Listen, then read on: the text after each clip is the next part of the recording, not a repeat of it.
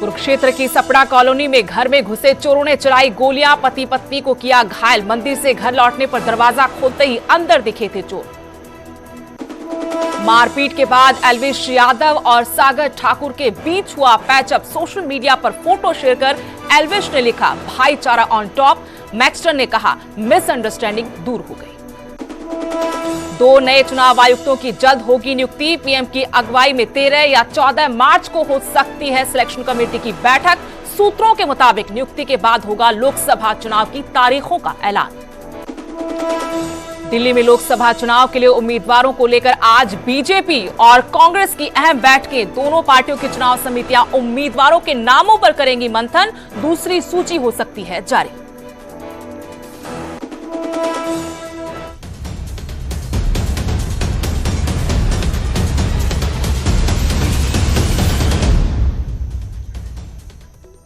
नमस्कार, हरियाणा प्राइम में आपका स्वागत है। आपके साथ मैं हूं सुतेश नैन मोर। बुलेटिन की शुरुआत करेंगे बड़ी खबर के साथ। रेवाड़ी से बड़ी खबर, जहां देर रात दर्दनाक सड़क हादसा हुआ।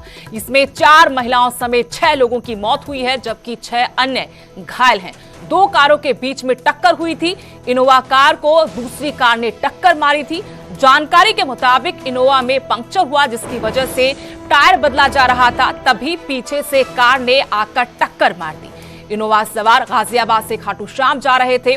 हादसा इतना भीषण था कि इसमें 4 महिलाओं समेत 6 लोगों की जान चली गई है। 6 अन्य गंभीर रूप से घायल हैं। तस्वीरें आपको दिखा रहे हैं। तस्वीरों से आप अंदाजा लगा सकते हैं कितना भीषण यह हादसा था। 2 कारों के बीच में टक्कर हुई। देर रात का मामला बताया गया है। इनोवा कार जिसका टायर पंक्चर था, टायर बदला जा रहा था, तभी तेज रफ्तार पीछे से आ रही एसयूवी ने टक्कर मारी, जिसकी वजह से यह हादसा हुआ। 6 लोगों की जान गई है, जिनमें 4 महिलाएं शामिल हैं।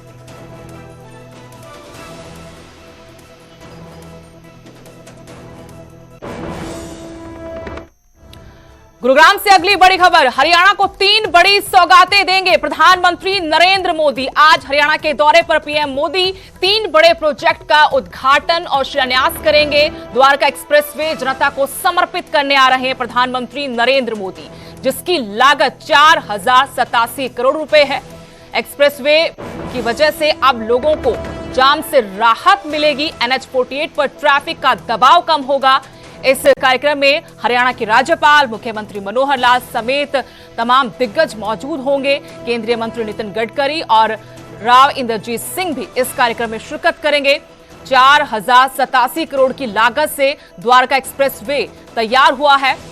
इसके अलावा 2 अन्य बड़े प्रोजेक्ट जिनका शिलान्यास करेंगे प्रधानमंत्री नरेंद्र मोदी। शामली अंबाला नेशनल हाईवे के 3 पैकेज 1, 2, 3 की आधारशिला रखेंगे। 1330 करोड़ की लागत से भिवानी हांसी रोड के विस्तारीकरण प्रोजेक्ट की भी आधारशिला रखेंगे।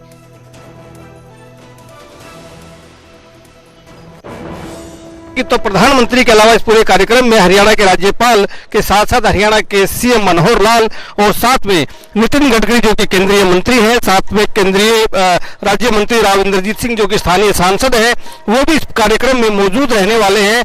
और लोकसभा चुनाव से ठीक पहले प्रधानमंत्री नरेंद्र मोदी की 1 महीने के अंदर दक्षिण हरियाणा में ये दूसरा दौरा है।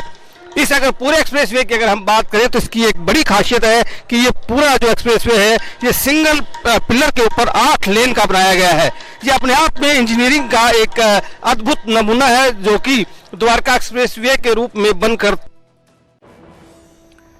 तो बड़ी सौगात खास तौर पर एनसीआर के लोगों के लिए, दिल्ली से गुरुग्राम आने वाले लोगों के लिए बड़ी राहत की खबर है। इस प्रोजेक्ट की शुरुआत से उम्मीदें लगाई जा रही थी कि जो जाम की वजह से लोग परेशान होते हैं उनको राहत मिलेगी। द्वारका एक्सप्रेसवे को आज जनता को समर्पित करेंगे प्रधानमंत्री नरेंद्र मोदी।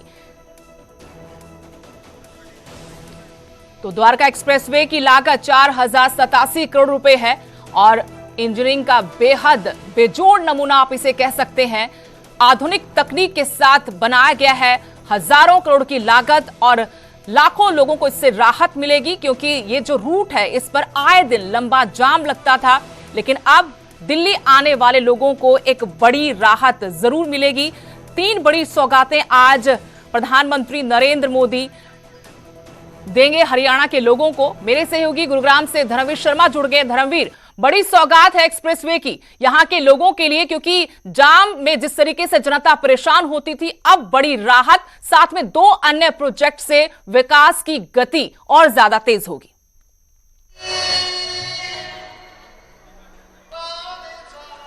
बिल्कुल, देखिए 1 दशक से भी ज्यादा का समय हो चुका है जब द्वारका एक्सप्रेसवे का काम शुरू हुआ था, लेकिन तय समय पर ये जो काम है ये पूरा नहीं हुआ था। लेकिन जब केंद्र में भाजपा की सरकार आई और प्रदेश में जब भाजपा की सरकार आई तो उसके बाद इस पूरे प्रोजेक्ट को NHAI ने अपने अंडर ले लिया और इसको एक तरह से देश का सबसे छोटा एक्सप्रेसवे जो है वो उसको नाम दिया गया और उसके बाद इसका काम शुरू हुआ। कुल मिलाकर एक बड़ी सौगात है आज ये दिल्ली NCR के लोगों के लिए, खासतौर से गुरुग्राम के लोगों के लिए, क्योंकि अब दिल्ली जाने के लिए एक और वैकल्पिक रास्ता जो है वो अब मिल जाएगा गुरुग्राम के लोगों को, जो कि सीधे NH 48 से जो है ये द्वारका एक्सप्रेस वे जोड़ते हुए और एयरपोर्ट के पास जो शिव मूर्ति है वहां पर ये जोड़ेगा। तो जाहिर सी बात है कि एक बड़ी सौगात आज के इन लोगों के लिए है जब ये शुरू हो जाएगा। हालांकि अभी भी कुछ काम जो है, जो कि खासतौर से दिल्ली के हिस्से का जो काम है वो अभी बचा हुआ है, जो पूरा नहीं हुआ है, लेकिन आने वाले समय में वो काम भी जब पूरा हो जाएगा तो जाहिर सी बात है कि एक बड़ी राहत लोगों को मिलेगी। लेकिन आज जब प्रधानमंत्री नरेंद्र मोदी इसका उद्घाटन करेंगे तो जो हरियाणा के हिस्से का जो काम है वो शुरू हो जाएगा, वो रास्ता शुरू हो जाएगा और इससे जो नए सेक्टर्स खासतौर से द्वारका एक्सप्रेसवे के आसपास बसे हैं उन लोगों को एक बड़ी राहत मिलेगी। इसके अलावा जो लोग दिल्ली द्वारका की साइड जाना चाहेंगे उन लोगों को भी एक बड़ी राहत मिलने वाली है। काफी 9,000 करोड़ के आसपास जो लागत जो है इस एक्सप्रेसवे पर आई है और अब गुरुग्राम के लोग खासतौर से जो NH 48 पर जो जाम लगता था उससे कुछ राहत मिलेगी। NHAI के अधिकारियों का ये दावा है कि इस रास्ते के खुल जाने से जो मुख्य NH 48 था उसके ऊपर करीब 30% जो ट्रैफिक है उसका दबाव कम होगा। शुक्रिया धर्मवीर जानकारी देने के लिए। तो NH 48 पर जो दबाव था ट्रैफिक का, भारी भरकम वाहनों के साथ जो आम लोग थे उनको खासी दिक्कतों का सामना करना पड़ता था, अब राहत की उम्मीद की इस एक्सप्रेसवे के वजह से राहत मिलेगी। देश का सबसे छोटा एक्सप्रेसवे है।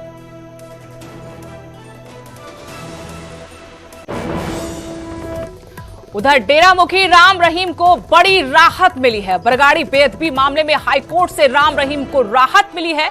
ट्रायल कोर्ट की प्रोसीडिंग पर हाईकोर्ट ने रोक लगा दी है। बता दें कि डेरा मुखी ने इस बेअदबी मामले में CBI जांच करवाने को लेकर याचिका लगाई थी। हाईकोर्ट ने इस याचिका को अब डबल बेंच को रेफर कर दिया है। आगे सुनवाई डबल बेंच करेगी, लेकिन इससे पहले ये भी कहा कि ट्रायल कोर्ट की प्रोसीडिंग पर रोक रहेगी। बड़ी राहत राम रहीम के लिए। बरगाड़ी बेअदबी मामले में हाईकोर्ट में याचिका लगाई थी कि इस मामले की जांच CBI को दी जाए। राम रहीम की तरफ से याचिका लगाई गई थी। इस पे कह सकते हैं कि हाईकोर्ट ने बड़ी राहत दी है। ट्रायल कोर्ट की प्रोसीडिंग पर हाईकोर्ट ने रोक लगा दी है।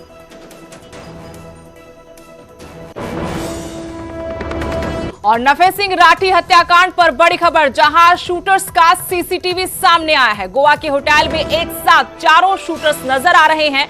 होटल के रिसेप्शन पर ये साथ में नजर आ रहे हैं। 1 मार्च को सभी शूटर्स एक साथ थे।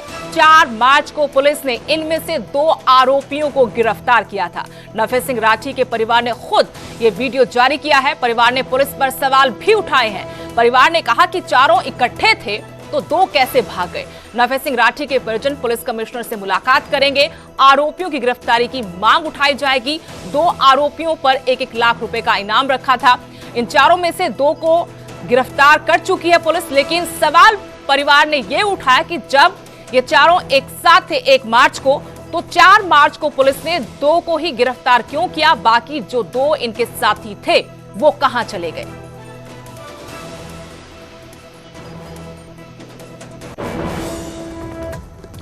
उधर रोहतक के कलानौर में गन पॉइंट पर लूट की वारदात को अंजाम दिया गया। गारमेंट्स की दुकान में 3 बदमाश घुसते हैं, पिस्तौल दिखाकर कपड़े और कैश लूट लिया। CCTV में ये बदमाश नजर आ रहे हैं। रविवार दोपहर 3 बजे के आसपास की घटना। कैमरे में साफ नजर आ रहा है कैसे बदमाश दुकान पर आते हैं। चेहरा इनका नजर आ रहा है और हाथ में पिस्तौल है। पिस्तौल दिखाकर कपड़े और कैश लूट लिया। CCTV में ये वारदात कैद हुई है। रोहतक के कलानौर का मामला, जहां गन पॉइंट पर दिन दहाड़े लूट की वारदात को अंजाम दिया गया।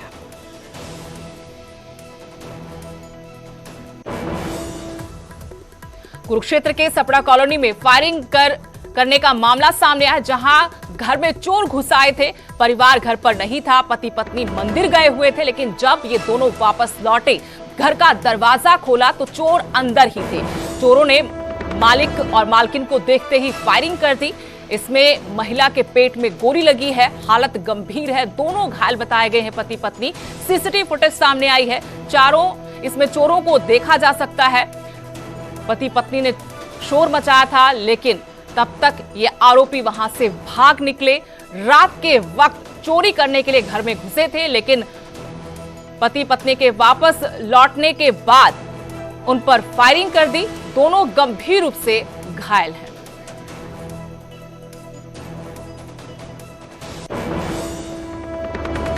कि इतने बढ़िया इलाके में जहां सड़क सारा दिन चलती है, लोग बाहर घूम रहे थे और घर के अंदर लुटेरे बड़े हुए थे। जब मालिक घर पे आए, उन्होंने अपना दरवाजा खोला तो बाहर लुटेरे थे, तो उन्होंने लुटेरों को ललकारा, तो इतने में उनको गोली मार दी।